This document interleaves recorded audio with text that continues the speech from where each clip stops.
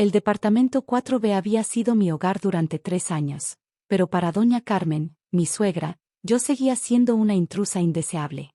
Cada mes, cuando llegaba el momento de pagar la renta, ella aparecía en mi puerta con esa sonrisa cruel que conocía tan bien. Lucía, querida, me decía con falsa dulzura, espero que tengas el dinero completo esta vez.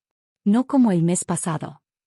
Yo trabajaba como contadora freelance desde casa, y aunque mis ingresos eran estables, mi suegra siempre encontraba formas de hacerme sentir inferior. Mi esposo Daniel vivía en el extranjero por trabajo, y yo había decidido quedarme cerca de su familia, pensando que sería una oportunidad de crear vínculos. Qué equivocada estaba. Mamá, Lucía siempre paga puntual, había dicho Daniel durante una videollamada el mes anterior. Ay, hijo, tú no ves cómo se las arregla, respondió ella con ese tono que ya conocía. Una mujer sin familia, sin respaldo económico, es muy difícil. Sin familia. Esas palabras siempre me dolían más de lo que quería admitir. Había crecido en un hogar de acogida después de que me encontraran abandonada cuando tenía apenas 2 años. Los registros oficiales solo decían que fui hallada en las escaleras de una iglesia con una nota que rezaba, cuiden de Lucía. Algún día regresaré por ella. Ese día nunca llegó. Durante años busqué a mi familia biológica, pero cada pista terminaba en callejones sin salida. Eventualmente, me enfoqué en construir mi propia vida, mi propia identidad. Había logrado estudiar contaduría, establecer mi pequeño negocio de consultoría fiscal, y encontrar el amor con Daniel. Pero la ausencia de una familia real, siempre había sido un punto vulnerable que mi suegra no dudaba en explotar. No entiendo por qué mi hijo se casó contigo, me había dicho apenas la semana pasada mientras inspeccionaba mi departamento como si fuera su propiedad personal. Una mujer sin raíces, sin historia familiar. ¿Qué seguridad puedes ofrecerle? Este martes por la mañana, mientras revisaba facturas en mi escritorio, escuché los tacones familiares en el pasillo. Doña Carmen llegaba acompañada de su hermana Mercedes y su hija Patricia, mi cuñada. Era como un tribunal de 3 juezas listas para dictar sentencia. Lucía, necesitamos hablar, anunció sin siquiera saludar. Las dejé pasar, aunque mi instinto me decía que esta visita sería diferente. Doña Carmen llevaba una carpeta en las manos y esa expresión de satisfacción mal disimulada que ponía cuando creía tener una ventaja. Siéntate, querida, me dijo Patricia con falsa preocupación. Tenemos noticias importantes. Mi suegra abrió la carpeta ceremoniosamente. El dueño del edificio ha decidido vender. Los nuevos propietarios quieren inquilinos, diferentes. Gente con mayor solvencia económica. ¿Qué significa eso exactamente?, pregunté, aunque ya intuía hacia dónde iba la conversación. Significa, intervino Mercedes, que necesitan garantías que tú simplemente no puedes ofrecer. Sin familia, sin aval, sin propiedades a tu nombre. Pero tengo contrato de arrendamiento vigente, protesté. Doña Carmen sonrió con esa crueldad calculada que la caracterizaba. Los contratos se pueden rescindir, querida. Especialmente cuando el inquilino no cumple con los nuevos estándares de la propiedad. Mamá tiene razón, añadió Patricia. Este edificio está en una zona muy exclusiva ahora. Los departamentos valen mucho más que cuando llegaste aquí. Sentí como si el suelo se moviera bajo mis pies. Este departamento no era solo mi hogar, era mi oficina, mi santuario, el lugar donde había construido mi pequeño mundo después de años de inestabilidad. Pero yo pago puntualmente, cuido el departamento, no he causado problemas. El problema, querida, me interrumpió doña Carmen levantándose teatralmente, es que este lugar requiere gente de cierto calibre social. Familias establecidas, con historia, con respaldo económico real. Mercedes asintió gravemente. Es una decisión de mercado. Nada personal. Nada personal. No pude contener la incredulidad en mi voz. Ustedes saben perfectamente que este es mi hogar. Tu hogar temporal, corrigió Patricia. Siempre fue temporal, aunque tú no lo supieras. El golpe fue directo y calculado. En ese momento entendí que esta no era una decisión del propietario. Esta era una maniobra orquestada por mi propia familia política para sacarme de sus vidas. ¿Daniel sabe de esto?, pregunté. Daniel entenderá, respondió doña Carmen con frialdad. Un hombre de su posición necesita una esposa que esté a su altura. No alguien que vive en un departamento rentado porque no puede aspirar a más. Tienes una semana, declaró Mercedes como si fuera un veredicto judicial. Una semana para encontrar otro lugar. Pero. No hay peros, Lucía, me cortó doña Carmen, dirigiéndose hacia la puerta. Es hora de que aceptes tu lugar en el mundo. Algunas personas nacen para tener, otras para servir. Tú claramente perteneces al segundo grupo. Cuando se fueron, me quedé sentada en mi sofá, procesando la magnitud de lo que acababa de suceder. No era solo que me estuvieran echando, me estaban diciendo que no merecía estar ahí, que mi existencia misma era inadecuada para su estándar social. Esa noche llamé a Daniel, pero su respuesta me dejó aún más devastada.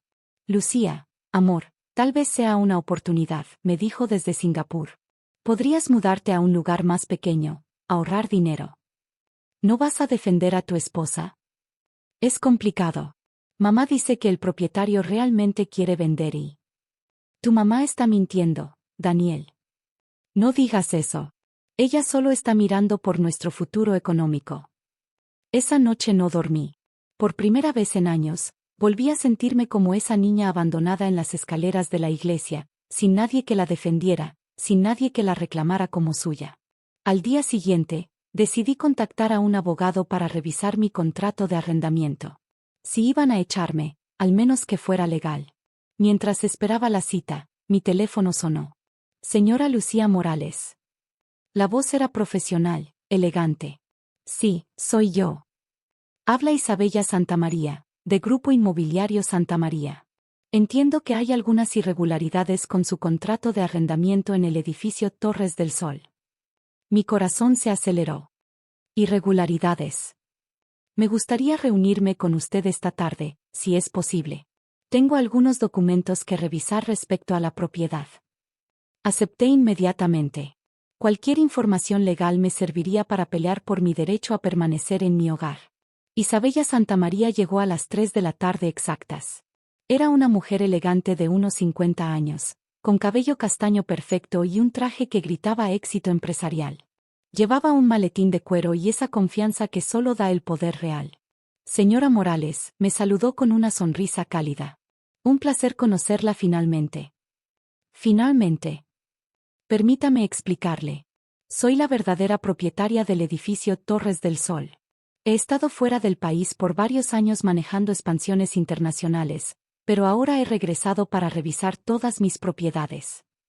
Sentí un alivio inmediato. Entonces usted puede confirmar que mi contrato es válido. Absolutamente. Pero antes, ¿podría contarme qué ha estado sucediendo exactamente? Le expliqué toda la situación, las amenazas de desalojo, las acusaciones sobre mi solvencia económica, la presión de mi familia política. Isabella escuchó en silencio, tomando notas ocasionales, pero su expresión se iba endureciendo progresivamente. ¿Doña Carmen López?, preguntó cuando mencioné el nombre de mi suegra. Sí, la conoce. Conozco a toda la familia López. Llevan años viviendo en mi edificio aprovechándose de que yo estaba ausente. Su voz tenía un tono que no había escuchado antes. Hábleme de usted, Lucía. ¿Dónde nació? La pregunta me tomó por sorpresa. No lo sé exactamente. Fui adoptada. Bueno, crecí en un hogar de acogida después de que me encontraran abandonada. Isabella se quedó muy quieta. ¿Cuándo nació? 15 de marzo de 1994. Vi cómo el color se drenaba de su rostro. Con manos temblorosas, abrió su maletín y sacó una fotografía antigua. Era una imagen de una mujer joven sosteniendo a una bebé. ¿Reconoce a esta niña?, me preguntó con voz quebrada. Era mi cara. Mi cara de bebé, pero definitivamente era yo. ¿Dónde consiguió esta foto? Lucía, su voz se quebró completamente. Yo soy Isabella Santamaría. Pero mi nombre de soltera era Isabella Morales. Hace 26 años, tuve que tomar la decisión más difícil de mi vida. El mundo se detuvo. ¿Qué está diciendo? Te dejé en esa iglesia porque tu padre amenazó con matarnos a ambas si no desaparecía. Era un hombre violento, con conexiones peligrosas. Pensé que si te entregaba a las autoridades y yo desaparecía, al menos tú estarías a salvo. Las lágrimas comenzaron antes de que pudiera procesarlo completamente. ¿Usted es? Soy tu madre, Lucía. He estado buscándote durante 26 años. En ese momento exacto, la puerta se abrió sin previo aviso. Doña Carmen entró como una tormenta, seguida de Mercedes y Patricia, claramente esperando encontrarme empacando mis pertenencias. ¿Ya comenzaste a hacer maletas?, preguntó doña Carmen con satisfacción. Bien, ¿por qué? Se detuvo abruptamente al ver a Isabella sentada en mi sofá. ¿Quién es usted?, demandó con su arrogancia habitual. Isabella se puso de pie lentamente, transformándose en la mujer de negocios poderosa que era. Soy Isabella Santamaría, propietaria de este edificio. Y usted debe ser la señora López que ha estado acosando a mi hija. ¿Su hija? Patricia casi gritó. Ella no tiene familia, es una huérfana. No, respondió Isabella con una autoridad que llenó toda la habitación. Ella es Lucía Santamaría Morales, mi hija, heredera de Grupo Inmobiliario Santamaría, y la futura propietaria de una cartera de bienes raíces valuada en más de 200 millones de pesos. El silencio fue ensordecedor. Doña Carmen se había puesto tan pálida que pensé que se desmayaría. Eso es imposible, susurró Mercedes. Isabella sacó documentos de su maletín. Aquí está su certificado de nacimiento original, las pruebas de ADN que mandé hacer en cuanto confirmé su identidad, y los documentos legales que la establecen como mi heredera universal. Pero ella no puede pagar ni la renta, balbuceó Patricia. Mi hija puede comprar este edificio completo sin tocar ni el 1% de su herencia, respondió Isabella fríamente. Pero eligió vivir modestamente porque tiene valores que ustedes claramente no comprenden. Doña Carmen finalmente encontró su voz. ¿Cómo sabemos que esto no es una farsa? Isabella sonrió de una manera que me recordó a mí misma cuando estaba especialmente segura de algo. Pueden llamar a mi oficina. Grupo Inmobiliario Santamaría es la tercera empresa de bienes raíces más grande del país. Pero no se preocupen, ya no tendrán que lidiar conmigo mucho tiempo. ¿Qué quiere decir?, preguntó Mercedes nerviosamente. Quiero decir que ustedes tres serán desalojadas de inmediato. Su comportamiento hacia mi hija constituye acoso, y no tolero que acosen a los inquilinos en mis propiedades. No puede hacer eso, gritó doña Carmen. Tenemos derechos. Revisen sus contratos, respondió Isabella calmadamente. Todos incluyen una cláusula sobre comportamiento apropiado hacia otros inquilinos. Ustedes la violaron repetidamente. La transformación en sus caras fue instantánea. La arrogancia se evaporó, reemplazada por pánico puro. Señora Santamaría, suplicó Patricia, nosotros no sabíamos. No sabían que ella era mi hija, pero sí sabían que estaban siendo crueles con una mujer inocente. Eso me dice todo lo que necesito saber sobre su carácter. Doña Carmen intentó una última jugada desesperada. Mi hijo Daniel se va a divorciar de ella cuando se entere de esto. Isabella se rió, un sonido que no tenía nada de humor. ¿Se refiere al Daniel López que trabaja para Henderson y Associates en Singapur? Porque Henderson y Associates es una subsidiaria de mi grupo empresarial. De hecho, el puesto de Daniel existe porque yo recomendé a la firma que expandiera sus operaciones en Asia. El horror en la cara de mi suegra fue absoluto. No solo había perdido su poder sobre mí, había puesto en peligro el futuro profesional de su propio hijo. Por favor, susurró Mercedes, nosotras podemos compensar. La compensación, interrumpió Isabella, será que abandonen mis propiedades inmediatamente y no vuelvan a contactar a mi hija jamás. Después de que salieron, prácticamente corriendo, me quedé a solas con la mujer que acababa de cambiar mi vida para siempre. ¿Es real todo esto?, le pregunté, todavía procesando. Tan real como el hecho de que no pasó un solo día en 26 años sin que pensara en ti, respondió, tomando mis manos. Construí este imperio porque quería asegurarme de que si algún día te encontraba, nunca más tendrías que sufrir por falta de recursos o protección. ¿Por qué no me buscó antes? Lo hice. Pero el sistema de adopciones era diferente entonces, y tu padre tenía conexiones que bloqueaban mis esfuerzos. Solo cuando murió hace 3 años pude intensificar la búsqueda sin peligro. Esa noche, Isabella me llevó a cenar al restaurante más elegante de la ciudad. Me contó sobre los años que perdimos, sobre cómo cada éxito empresarial había estado motivado por la esperanza de encontrarme algún día. No quiero que cambies tu vida drásticamente, me dijo mientras brindábamos con champagne. Quiero que la vivas plenamente, sabiendo que ahora tienes el respaldo que siempre mereciste. Al día siguiente, Daniel me llamó desde Singapur. Su tono había cambiado completamente. Lucía, mi jefe me dijo que tu madre es Isabella Santamaría. ¿Es cierto? Sí, Daniel. ¿Importa? Por supuesto que importa. Significa que mi familia se comportó terriblemente contigo sin razón. Se comportaron terriblemente conmigo. Punto. Con o sin dinero, merecía respeto. Hubo una pausa larga. Tienes razón. Lucía, quiero que sepas que voy a hablar seriamente con mi madre sobre su comportamiento. No hace falta, Daniel. Tu madre ya aprendió su lección. 3 meses después, me mudé a un penthouse que Isabella había comprado para mí, pero mantuve mi negocio de consultoría fiscal porque me encantaba lo que hacía. La diferencia era que ahora lo hacía porque quería, no porque necesitara desesperadamente el dinero.